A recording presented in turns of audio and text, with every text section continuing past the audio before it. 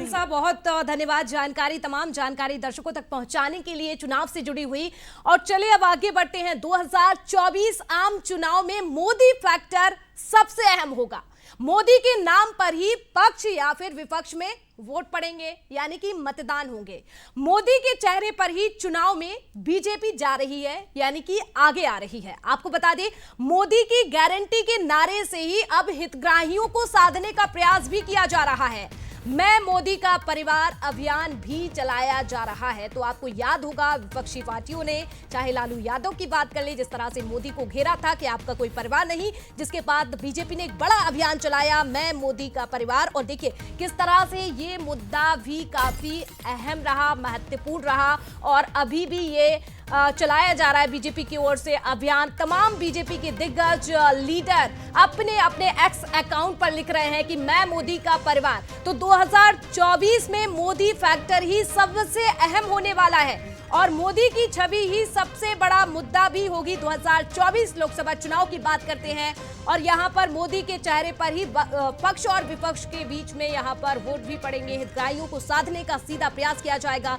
दुनिया से सबसे मजबूत नेता की छवि भी यहां पर दिखाई जा रही है मोदी के चेहरे के नाम को लेकर। और यहां पर भारत को महाशक्ति बनाने का सपना भी दिखाया जा रहा है। और हमारे साथ न्यूज हेड शरद जी भी जुड़ चुके हैं। शरद जी, 24 के दंगल का आज तो ऐलान हो जाएगा, लेकिन बात करें इस पूरे चुनाव को देखते हुए जो इर्द गिर्द है मोदी फैक्टर, चाहे पक्ष की बात कर ले, मोदी फैक्टर को लेकर मोदी के चेहरे पर ये चुनाव लड़ा जा रहा है और विपक्ष उनको घेरने के, यानी कि मोदी के चेहरे पर क्या देख रहे हैं आप ये फैक्टर? देखिए, मोदी के चेहरे पर ही चुनाव 2014 में हुआ, 2019 में हुआ और अब 2024 में हो रहा है।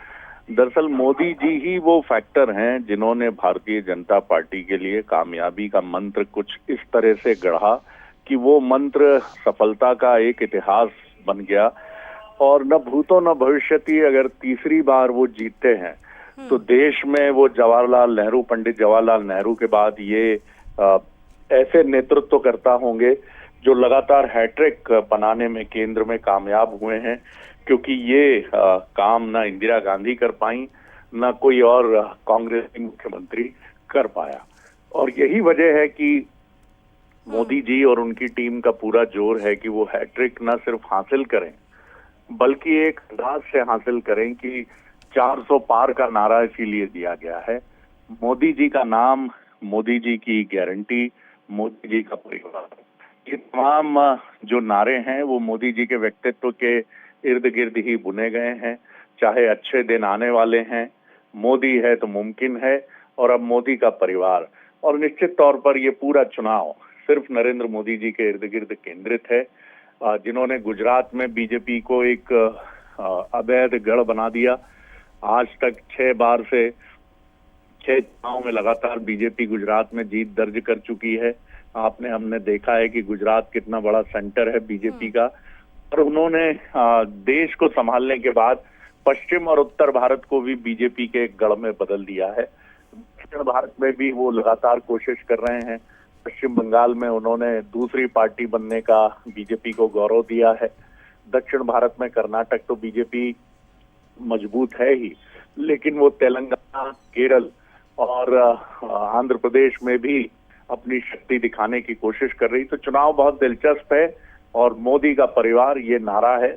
और आप बिल्कुल ठीक कह रही हैं कि मोदी है तो मुमकिन है।